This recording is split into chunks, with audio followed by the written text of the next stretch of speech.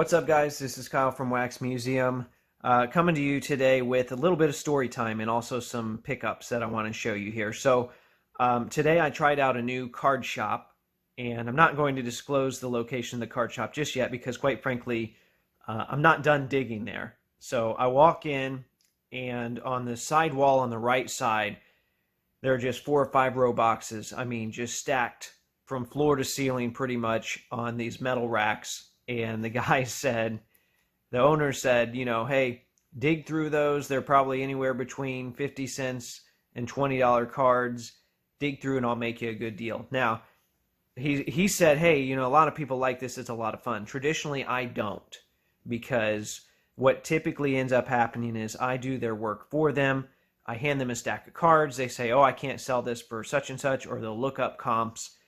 And, it's like, oh, great. I've done all their work for them and I'm not going to get any discounts for doing all the work. So, because nothing's sorted. Nothing was sorted by sport, team, player, anything. So, anyway, I went through and I dug out 12 cards. I'm going to show 11 of them to you right now. So, I got this Vladimir Redmonovich sneaker card because, I just showed you some sneaker cards from more modern products. This one's from, I think, 2001. And it's a game-worn sneaker, so that's pretty cool. Nice thick card. So it was, or at least I assumed it would be cheap, so I added that one to my stack. Got a Ron Artest here. I might even have this one, but I'm like, you know what? If I'm making a stack, I'll add it to the stack. This is where things get weird. A Randy Travis autograph, probably through the mail. I didn't look them up. I didn't look up to see what the autographs look like. They're not authenticated. I've done a lot of mail autographs myself. Look at Randy looking buff there. Anyway, I'm like, all right, let me pick Randy. Wasn't Randy the voice of Mr. Wynn on the Hey Arnold when he was a country singer, by the way? Just random, but you might know this guy. So, at first I saw this and I flipped it over and it's like, okay, I can't pass on a Billy Ray Cyrus card. Also looking buff. That must have been the theme of the back of this set here. Lee Greenwood, however, proud to be an American, that guy. Not looking so buff here on the back, but, in my head I'm thinking who would fake a Lee Greenwood auto. Also maybe who would want a Lee Greenwood auto, but I think stuff like that's kind of cool just because I've never seen it, So I grabbed that.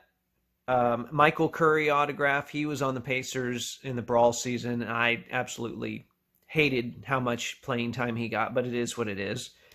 But that was nostalgic for me, so I grabbed that because it's also a 2003 Matrix mini framed autograph. 2003 Eddie Jones refractor. Here's what I dig for. Utah Tabus. I think this is like a $20 or $25 card. Love to find these in dollar boxes. That makes your trip worth it. Of course, I've got another Utah card here. I'll go out of order. And Yee, I got to get anything Yee numbered that's cheap. Not a rookie, but still cheap. And then this Larry Johnson refractor, even though he tore my heart out as a Knick. So anyway, I made my stack, and I could have kept digging and digging, but it's like, all right, I have to leave this place at some point. So I walk up to the guy with my stack. What do you want for this? And he sits down and he pulls up eBay, and I'm like, oh man, this is exactly what I feared. And I look at what he's looking up. So he's looking up the Larry Johnson. And then he didn't bother with these cards. Like this, I think, is a $20 to $25 card. This is probably like a $7 or $8 card. This isn't too much, but still, he didn't bother looking up those. I pulled a George Jones autograph like these, and he said, I can't sell you this one. This is probably like a $50 card, but I don't know who George Jones is. And when he said that, first off, I shed a tear on the inside, but I'm like, well, what's your price on it? He's like, well, 25. I said, no, I'm good. So he told me, all right, well, for these other 11 cards, how about 20? And I said, well, since you couldn't sell me the other one, let's do 15. So that's the total we ended up at, which is still a good total for this. And like I said, I plan on going back there to dig some more, though. But you always you always got to kind of feel those things out and get your reps. And even then, you don't know what's going to happen. So that was my experience. Hopefully you enjoyed that. Hopefully you enjoyed seeing the cards.